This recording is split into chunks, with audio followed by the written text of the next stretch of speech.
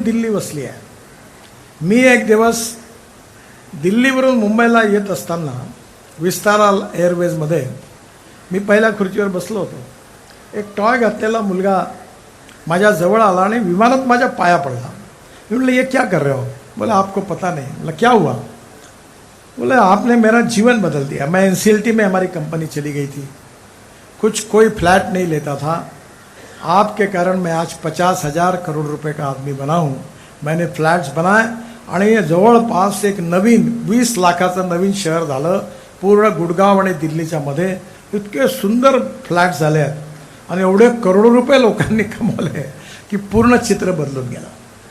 म्हणजे हायवे तयार झाल्यावर हायवेच्या बाजूला industrial cluster, logistic park, township develop झाल्यामुळे रोजगाराची निर्मिती होते। त्यामुळे या सगळ्यांमध्ये नक्कीच आम्ही जवळपास 750 रोड साईड कम्युनिटी हे करतोय।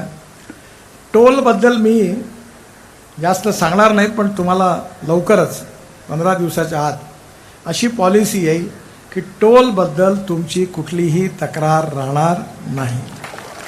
पण मी महाराष्ट्राच्या टोलबद्दल बोलत नाही, नाहीतर मीडियावाले पलीकडे